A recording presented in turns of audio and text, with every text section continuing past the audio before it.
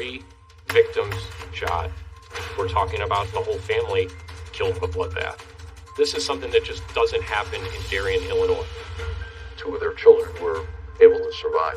Who could possibly want to harm this family? I didn't do anything wrong. I don't care if you guys think I did. I didn't. They were in absolute disbelief that he could be capable of such violence. I hear this voice saying that he has a lot of black SUVs following him and that he is on the run driving.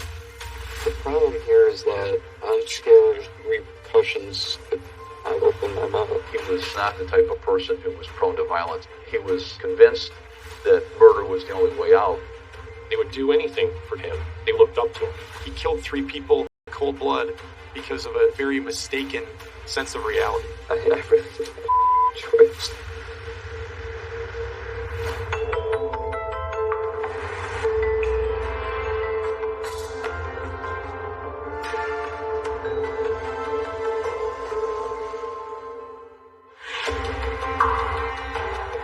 This level of self-centeredness, it's macabre. These are evil actions that he took to cause this family to be slaughtered. The fact that some guy could befriend another guy and that within a few months he would commit a triple murder for him really gets to the heart of what a terrible human being this guy was. It's a story of tremendous loss. He ruined so many lives. Why? In the early morning hours, dispatchers receive a panicked 911 call from a 25-year-old woman living in a quiet Chicago suburb. 911. I'm in the house. They're shooting. Who is shooting? The woman who identified herself as Angela Kramer told the police that she was hiding in her closet in her parents' house. How many times did you hear shooting? 10 times. 10 times. Do you know where it's coming from? In the house? Yes. Please help. She is whispering because she feels that the person who's shooting that weapon is still in the house. Okay, the officer's on the way. Just stay where you're at, okay? The police from Darien, Illinois arrived at the scene within just a matter of a couple minutes. Immediately, they saw a young man who was climbing out of a basement window. Thinking this person Advised the police officers that had responded that he lived inside that house, that his name was Anthony Kramer, and that he was Angela's brother. Anthony also advised that he had also heard gunshots and was unsure who was inside the residence or who had been the intruder, so he was secure at the time. Police officers went in through the front door of the residence. There was a male deceased on the first floor of the residence. Looking up the stairs, you see a female that was deceased. And in the back part of the residence, there was another male deceased near the garage. All the victims were shot multiple times in the head as well as in the body. Angela Kramer was still in her bedroom closet, but the police didn't know if there was still an intruder inside the residence. Police proceed through the house and check the inside of the residence. But the killer was obviously gone. After the crime scene was cleared, Angela Kramer is found in the closet inside of her bedroom. Police officers assured her that it was safe to come out, and they covered her eyes up to go out of the residence. Angela Kramer and her 29-year-old brother, Anthony, tell investigators that the home belongs to their parents, Jeff and Lori Kramer. Also living under the roof is their 20-year-old younger brother, Michael Kramer. With the siblings' description of their loved ones, investigators are able to identify the 3 victims in the home. It was Jeffrey Kramer on the first floor of the residence. His wife, Lori Kramer, deceased on the staircase. Michael Kramer, deceased in that back room near the garage. We're talking about a whole family full of people killed in kind of a bloodbath. As investigators assess the tragic death toll on the Kramer family, a young woman approaches from a neighbor's yard. She told us that she was Michael Kramer's girlfriend. She was there with him at the residence at the time that this happened. Tell me what happened. I was asleep on the couch and I heard a crash coming from like the outside, like the street coming in, so like the window, and then I heard a shot. She indicated that the intruder had shot it at her and Michael on the couch. And he was like, "Oh my God," and then I think he got shot. Like I heard a gunshot, and then I ran. The shaken witness is devastated to learn that her boyfriend and his parents were killed, but she agrees to help police in any way she can. Michael's girlfriend was able to give a general description of the attacker, basic height and weight. The intruder was dressed head to toe in all black, and there was only one intruder, but we were at a loss as to who we were looking for as far as Arrive on the scene to make sense of the events that transpired overnight. It was pretty chaotic. This is something that just doesn't happen in Darien, Illinois. The crime happened at 3 in the morning, and before people even left for work, it was all over television news. The community was very worried. Yeah, it's just hard to believe. Fantastic family. You couldn't ask for better friends. The Kramers were really the all-American family. They were well known and liked by their neighbors. Jeffrey Kramer owned his own automobile repair and tow company. He met his wife, Lori, when they were both young. In fact, they married in 1980 when she was 19 years old. Lori was an avid gardener. She was a big animal lover and a diehard Cubs fan. And her husband, Jeff, was a Sox fan. So they had that little rivalry going on in the house. They had 3 children, Anthony, Angela, and Michael. And Mike, he was just, starting out in life. He was 20 years old. He was known for a great laugh and smile, and unfortunately, died before he got to realize his full potential. Now, the police were left to piece together what had happened. And was there anybody who would have wanted to have hurt this family? The Major Crimes Investigative Team came out to the crime scene to collect evidence, then processes the scene. They find a broken window with a hammer next to the window. The attacker came through that window into the living room where Michael was with his girlfriend. we could see immediately bullet holes in different parts of the walls. There were a number of .40 caliber shell casings recovered. What it appeared from our first view of it was that Jeffrey Kramer had come down the staircase, confronted the intruder, and was the first victim. Lori Kramer, she was shot roughly halfway down the staircase. That it appeared that Michael had gotten into a struggle with the intruder there in the kitchen. Knives had been thrown around. Ultimately, he ran down the back hallway and lost his life in the back of the residence.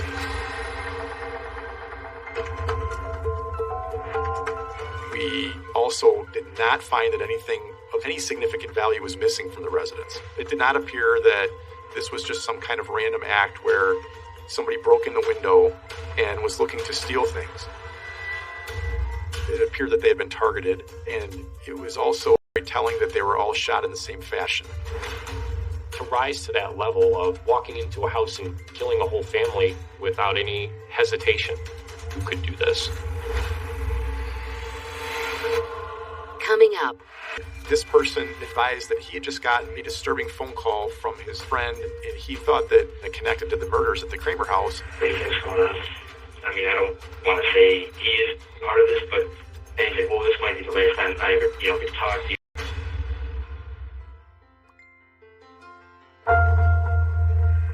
After a well-respected family is gunned down in their suburban home outside of Chicago, detectives are desperate to know who would want them dead.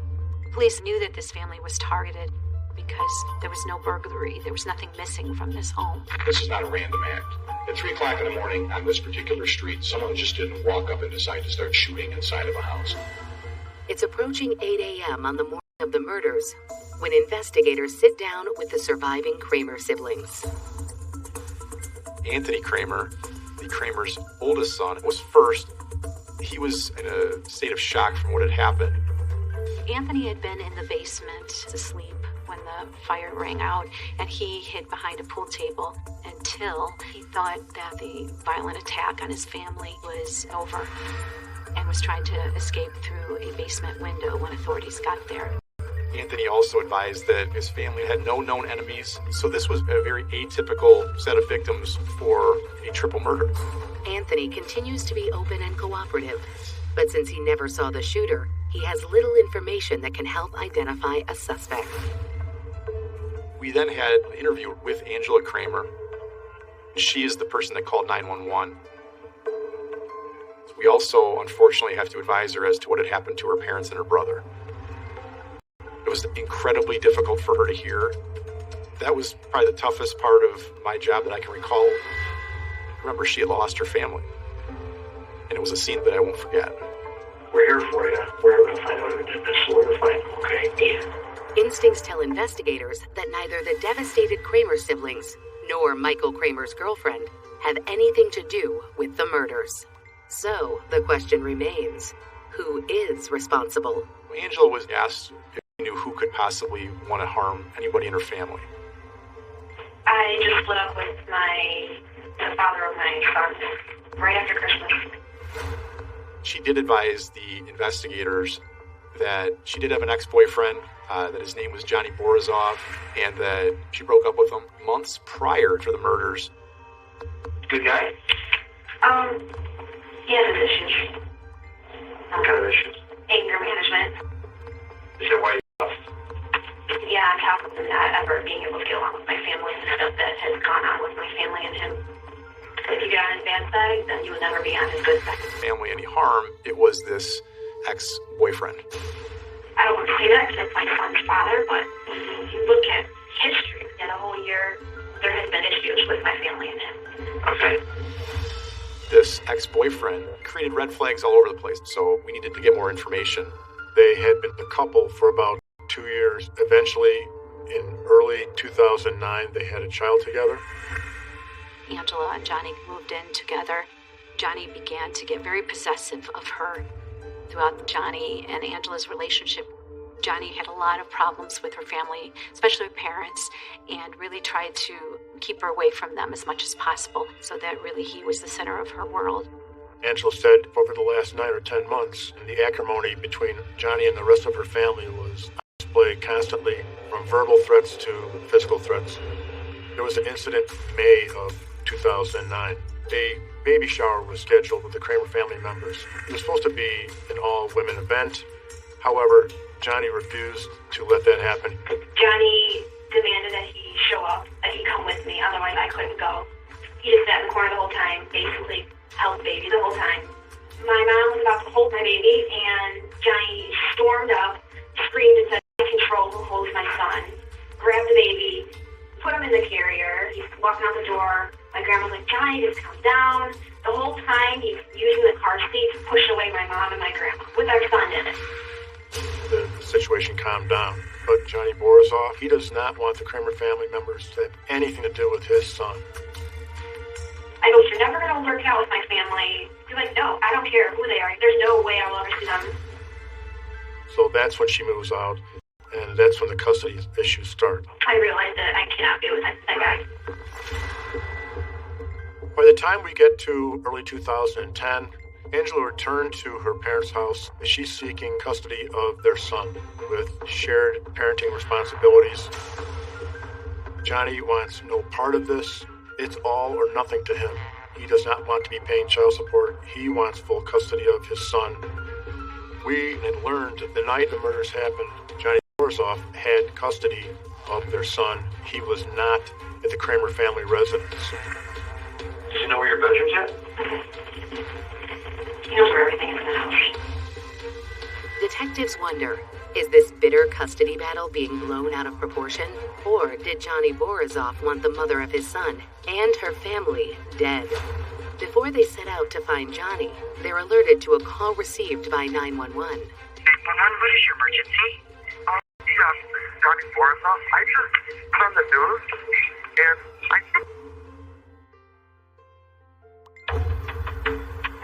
After a triple homicide in the Kramer home, Angela Kramer, a surviving victim, tells police that her ex-boyfriend, Johnny Borisov, has a contentious relationship with the family, stemming from a custody battle over their son. But as detectives set out to find Borisov, he comes looking for them. Johnny Borisov called 911 from his own residence to report that he was watching the news that morning and was really scared and worried because he was seeing his girlfriend's house. Why are you concerned about it? Can I ask? Is that a home invasion or whatever? I don't know. You would like to see an officer? Yeah. Johnny Borzov proceeds voluntarily to the Darien Police Department to provide information. Hey, Johnny. During the interview with Johnny Borzov, he told investigators that he still had feelings for Angela and that he was concerned that the mother of his 1-year-old son might be dead. And tearfully said that he wanted to know what had happened. Investigators tell Johnny that Angela is safe. He's relieved, but that relief is short-lived when investigators ask him his whereabouts the night prior. He says that last night I was at a casino all night. He tells the police it could not have been him that committed these murders. A couple of investigators went down to the casino, were able to get the surveillance video. They find that Johnny Borzov entered the casino sometime around 10 p.m. The murders happened approximately 3 o'clock in the morning. He's still at the casino until close to 4 o'clock in the morning, so it does confirm his alibi. Video footage ruled Johnny Borzov out as the shooter, but did not rule him out as having a role in this triple murder. We had a hunch that Johnny Borzov knew who had committed the murders at the Kramer residence. Johnny confirms he and Angela's son is safe at home with his parents. But despite his airtight alibi, Darien police make a calculated decision to detain him. Law enforcement decides to hold Johnny Borzov. He was the only person with motive. I didn't do anything wrong. I don't care if you guys think I did, but I didn't. The clock is ticking as investigators try to track down the shooter in the Kramer murders and determine if Johnny Borzov, who came to the police on his own, has any connection to the slayings. The rest of that day was spent really chasing down leads. There were still witnesses that hadn't been interviewed yet. And it wasn't just witnesses from the Kramer family. There were friends of the Kramers, acquaintances, anybody attached to that household. We were looking for at least a lead on who the shooter could be. But by the night of March 2nd, relationship between Johnny and the Kramers. But unless they find some sort of connection to the murders, they can't continue to hold him. It was about 11 o'clock at night, and we were sitting at the Darien Police Department. We noticed that Johnny was on his phone a couple different times. All I told him is what we did last night. That's it. Dude, I have nothing to do. I have nothing to do with this. We thought of getting a search warrant so we could go through the cell phone. Right back. Now, we've got Johnny's phone, so we started looking for who Johnny had contact with prior to, during, and after the offense. We did observe that there had been a number that had tried to call him a number of times after the murders, but this number was not known to us. It was just a pay-as-you-go type phone, what we all call now a burner phone. The unknown caller on the burner phone also left a voice message for Johnny a few hours after the murders. I accessed the voicemail from Johnny's phone, and I hear this voice, this male voice, saying, "Hey Johnny, it's Jake." He says that he's going to have to get rid of the phone soon, that he has a lot of black SUVs following him, and saying, "If you're a friend, Johnny, please call me back." So immediately when I hear this, I think, who's Jake? As detectives begin their search for the mysterious Jake, another phone call is received by police. This person advised that he had just gotten a disturbing phone call from his ex-roommate, Jacob Nadarsi. He thought that maybe it connected to the murders at the Kramer house. Is Jacob Nadarsi the same Jake that left a voicemail for Johnny? And how is Nadarsi connected to the Kramer family? Detectives sit down with his former roommate to learn more about the concerning call. What did he say? I'm like, hello, who's this? I guess, it's Jake. I'm kind of freaking out right now. I feel like something's wrong. I'm driving on the highway and I feel like there's nothing but cops around me. Jacob advised that he was driving and was being followed by black vehicles that were after him. That's strikingly similar to the voicemail on Johnny Borzov's cell phone. So at that point, we believed that Jacob Nadarsi and Jake were the same person. From the sound of his voice, it sounded like he was driving. And this might be the last time I ever, get to talk to you and stuff. Did you just why? No. Nadarsi's always been depressed. But Jacob's depression isn't the only discovery. The former roommate reveals Jacob had a close connection to one of the victims, Michael Kramer. Jacob and Mike Kramer were actually really good friends. They palled around in a similar friend group, and Jacob had rented a room in lot. Everything was going good, and it turned into a fight. The night before Thanksgiving 2009, Jacob had this falling out with Michael Kramer and his roommates at the time. His friends kicked him out of the residence that they all shared, and Michael, his friend, no longer has anything to do with him. Detectives wonder, were the murders a result of a disagreement between friends? What do you think's going on? I mean, I don't want to say he is whatever part of this, but if you had a hand in whatever hand in that, he wouldn't handle it. He wouldn't be able to live with himself after it. So this puts an extreme sense of urgency to locate and find Jacob Nodarcy. He seemed to be on the run, so we needed to make sure he's not involved in going to harm anyone else.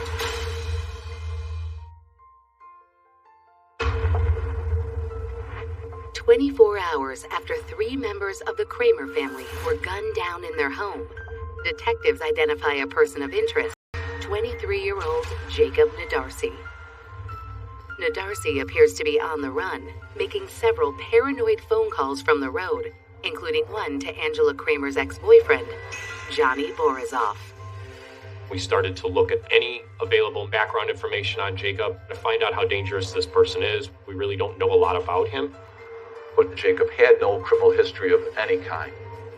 Attempts to contact Jacob's burner phone are useless, so police turn to his family for help. We met with Jacob's grandparents. They were very forthcoming. They wanted to help. Jacob Nodarcy's grandparents loved him, and they said that there was just no way he was involved in something like that. The grandmother had just went out to dinner with him that Sunday, which was within 72 hours of the crime, and she said he was in good spirits. They described him as very mild-mannered and respectful, and he actually was a pretty talented auto mechanic. He had a younger sister whom he was very protective of. He loved her with all of his heart, but he had moved out of his family home at about 18 because his parents were very religious, and he kind of rebelled against that.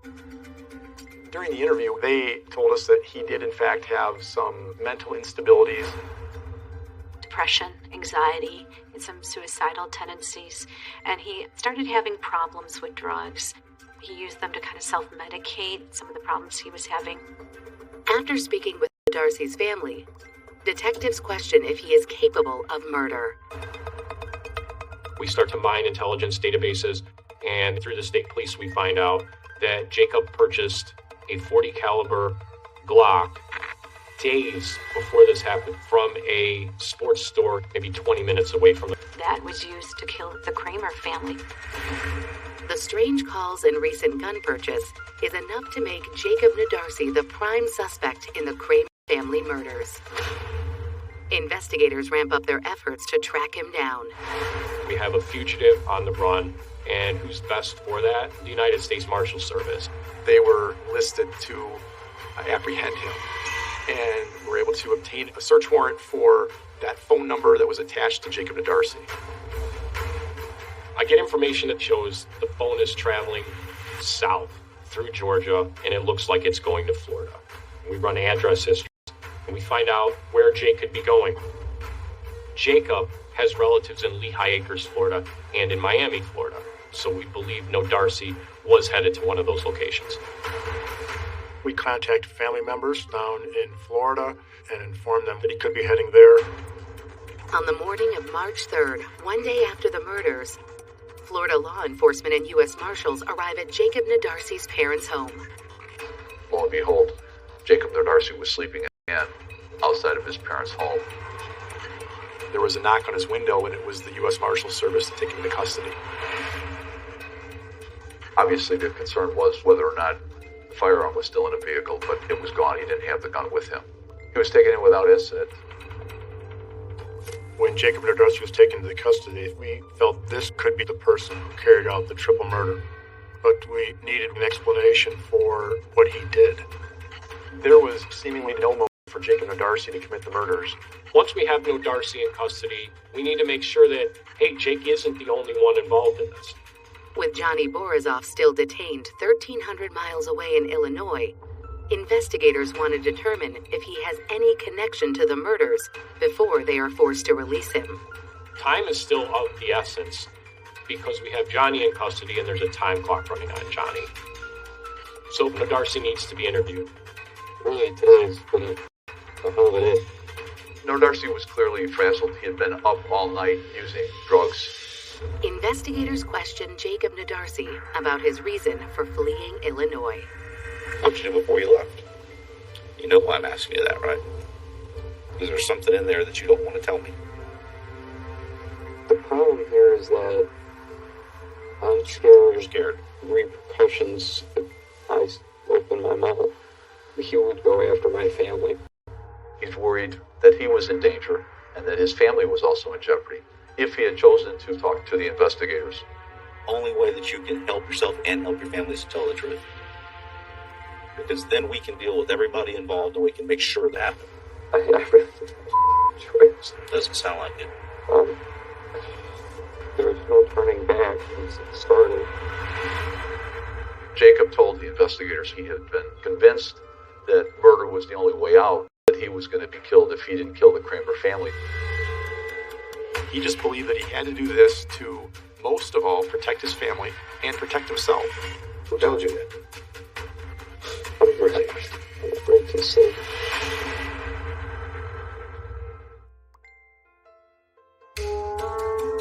Jacob Darcy has admitted that he was coerced into murdering 3 members of the Kramer family before fleeing Illinois less than 2 days prior.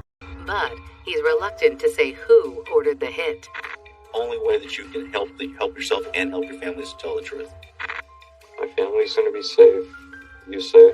You tell the truth, 100%. Yes. Once Jacob is assured protection for his family, he begins to open up about who directed him to kill. I did it because my family was going to die. Who told you that? Johnny. He had told us that everything, all that stuff was put into his mind by Johnny Borisov. Johnny is telling you that you have to do this or your family's at risk, correct? Yeah. Okay. When did this start? We learned that Johnny Borisov and Jacob's friendship developed in the summer of 2009. Johnny and Jacob were spending a lot of time together. And as this was happening, Johnny and Angela Kramer were going through this custody case over their son. And Johnny didn't want anything to do with the Kramers. Jacob was friendly with Angela's brother Michael, but was caught in the middle of a war between Johnny and the Kramer family. And Johnny made it clear which side Jacob should take. He told Jacob that he should not be friends with him. So Jacob got into an argument with Michael Kramer. Johnny provided Jacob a place to live when he was kicked out of his apartment. Johnny became Jacob's really only friend in the world. Not as bad of a person as he thinks he is. He's done a lot of bad things. He's also done a lot of good things. Jacob would do anything for Johnny. He kind of looked up to him. But Jacob reveals he also feared Johnny. Jacob Darcy said that Johnny is part of this criminal group, a gang that sells drugs. Some of the members of this group are violent, that they have committed murders. Johnny introduced him to a lot of his friends at different bars. Borisov would tell Jake, that's one of the guys from the gang. But, you can't talk to them. I'm not even supposed to tell you this. Everywhere we went, he got respected like that by a gang. The situation took a turn as the custody battle became more heated. Johnny told Jacob that Angela Kramer had learned too much about the gang activities, and she had threatened to go to police with information. Therefore, the Kramers have to be silenced. The crew would come after me if I didn't do this. Is this Johnny telling you this? Yeah. But he also told me I could just run. But he said, what's going to end up happening if you do that. Johnny even said, if Jacob didn't act and do what Johnny's crew wanted him to do, they would go after Jacob's family, including his sister. I seriously thought they would catch up with my family. Johnny's instructions specifically to Jake was kill Angela and Michael and anybody else who gets in the way. Why does he go? Because he's supposed to be going after the more dangerous cousin who's in a gang. Jacob believed, as part of the plan with Johnny Borisov, that a series of murders were going to happen that night. Police in Illinois look for reports to corroborate Jacob's story, but proof of the purported gang activity can't be found. You're talking about this little hit squad going out one night. There's no police reports. We haven't found any unknown dead bodies anywhere. What it really came down to was that it was nonsense, but Jacob Nadarcy 100% believed it. He realized that this plan that was put in place by Johnny Borisov had really been just to dupe him into committing the Kramer family murders, and nothing else happened then. How many bodies did we find? 3. Yep. And who shot him? Me. He's completely used me. Sensing there's no longer a reason to protect Johnny, Jacob tells detectives about the days leading up to the murder. Johnny directed Jacob Nadarcy to purchase a handgun. Johnny had mapped out the Kramer home beforehand, and Johnny had showed him where to break into the home. The murder was to take place March 2nd, 3 o'clock in the morning. Those were Johnny Borisov's specific instructions. He also took Vicodin, Adderall, Klonopin, and other sleep aids leading up to the murder. He was almost in a dream state, and then went to the Kramer home. I stood there forever, thinking, what the hell am I going to do? I thought about my family dying, and thought about the fact that they were trying to kill. According to Nadarcy, he used the hammer to break the living room window. As he entered, he saw Michael Kramer with his girlfriend on a couch watching TV. He jumped up. I almost panicked and ran up. He yelled, and then I shot at him first. Michael ran to the kitchen. Girlfriend fled out the door. Now, Jeff and Lori come down the stairs from the upstairs bedrooms. And I turned to my right, and his dad was there. He's right next to me. And I pulled the trigger. He shoots him in the torso, and he sees Lori coming down the stairs behind him. And I just freaking panicked and just started shooting. He shoots her in the torso. He then goes into the kitchen, where Michael Kramer is trying to pick up knives from the kitchen area and throw them at him. And he shoots Michael multiple times. And then he walks over and shoots each one of them in the head.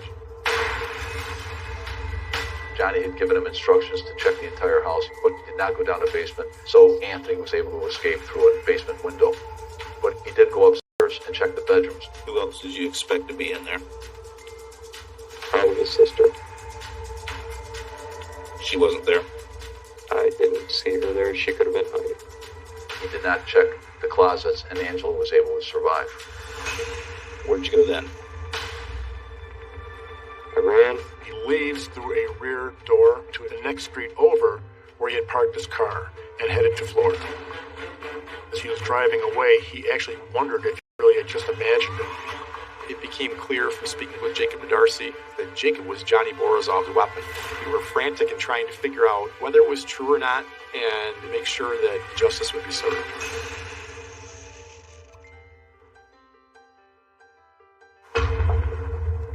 Less than 72 hours after 3 members of the Kramer family were murdered, Jacob Nadarcy details to detectives how he committed the crimes at the direction of Johnny Borisov, who is also being detained by police as a person of interest. Jacob told them quite the story of Johnny Borisov masterminding this murder of his ex-girlfriend's family. But the law in Illinois allows them to hold Johnny Borisov up to 72 hours without charges. In accordance with Illinois state law, they'll need to release Johnny in less than 12 hours unless they can corroborate Jacob's story. Obviously, the gun's not at your apartment. Where's that? in a dumpster outside a restaurant in Indiana. And the police got lucky. The dumpster hadn't been emptied yet, and the bag, together with the clothing and the firearm, were found in the dumpster, and that firearm matched up to the shell casings found in the home. Jacob had given a narrative that matched up with the physical evidence, and we got a court order to allow us to extend the detention of Johnny Borisov. Johnny did not want to talk. He never gave his version of the offense to the investigators. On March 5th, 3 days after the Kramer murders, the confessed gunman, Jacob Nadarsi, is extradited back to Illinois. I'm not going to fight extradition. When Jacob Nordarcy came back to Illinois, he was placed in an adjoining cell next to Johnny Borisov, and all jail cells in Illinois have microphones. Johnny Borisov opened his mouth, asking them questions from their plan. Where the evidence was, what did he do with it to get rid of the gun? Clearly corroborating everything that Jacob Nordarcy said. He's also making veiled threats to him, saying, I'm about to get out of here. I know people in the jail. He's trying to get him not to talk. There was only one conclusion, that Johnny Borisov was directly involved in soliciting these murders. On March 6th, Johnny Borisov is formally charged for the homicides. As news of his involvement spreads throughout Darien, the community gathers to remember the Kramer family. I covered the funeral services.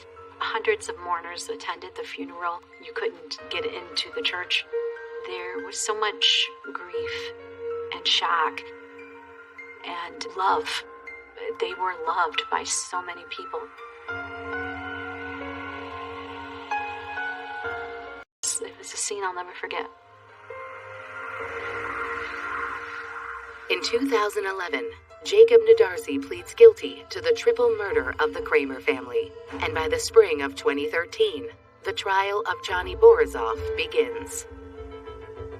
Jacob's attorney advised that he was willing to cooperate and testify ultimately against Johnny Borisov. The death penalty was taken off the table. That was the benefit he got from his testimony. The prosecutors described Nadarsi as the weapon that Borisov yielded to commit this crime. His hand is not on the gun, but it's as if his finger is pulling the trigger every time the trigger is pulled.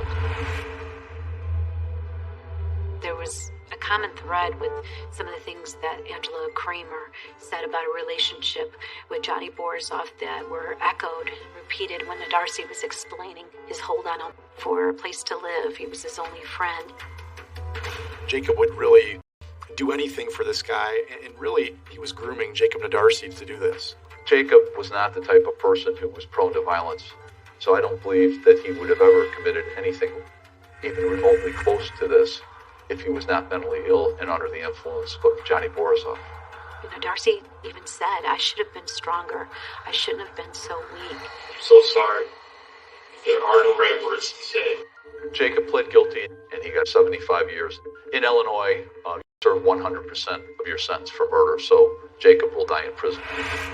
Some people look at Jacob Nordarcy as another one of Borisov's victims, but at the end of the day, the magnitude of his crimes removes any real sympathy I might have for Jake Nordarcy. Should he be serving a 75-year sentence? Absolutely he should. He killed 3 people in cold blood because of a very, very mistaken sense of reality. Jacob Nadarsi took the life of my mom, dad, and brother and does not deserve life of his own. Life is a gift, not a given right. This defendant chose to murder my family. Johnny Borisov was sentenced to natural life in prison. The jury found him guilty of all 3 counts of first-degree murder as well as solicitation to commit the murder. They're both going to spend the rest of their lives in prison. So the community was satisfied justice had been served. This Kramer family was very loved. It's something that just forever haunts you because it was just so senseless. It's been more than a decade since the crime and actually go past the home quite often. And I always think about Angela Kramer's child and, the love that survived. And you just hope the best for them.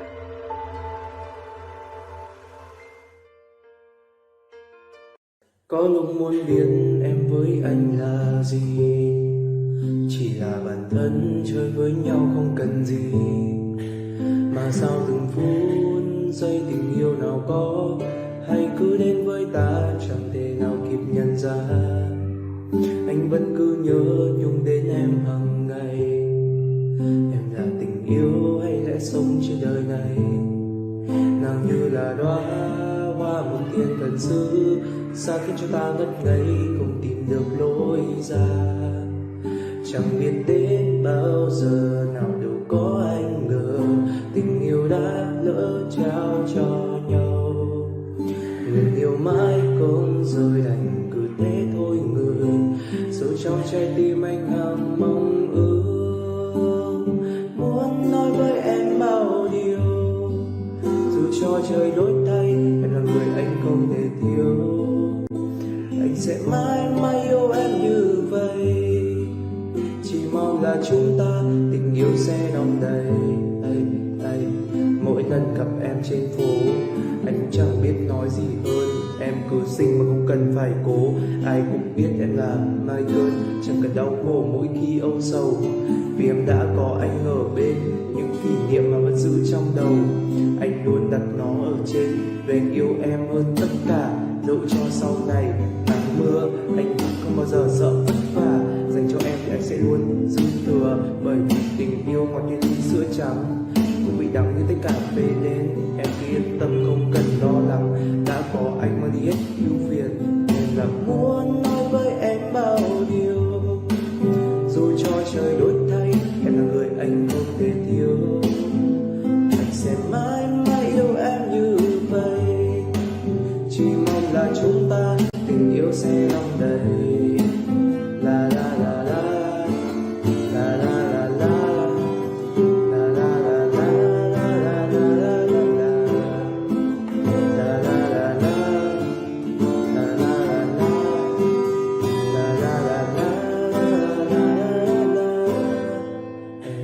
Sau tất cả anh đã tự hỏi về tình cảm của chúng ta, bất chấp mọi thứ để đến bên em, rồi cuối cùng anh đã có thể nghĩ em là đây. Như thế đó anh sẽ yêu thật lòng. Sự thật là rất khó để thế giới luôn màu hồng, mặc cho ngàn khó khăn làm ta về cách ngàn nhưng vẫn mãi bên, chẳng bao giờ rời xa.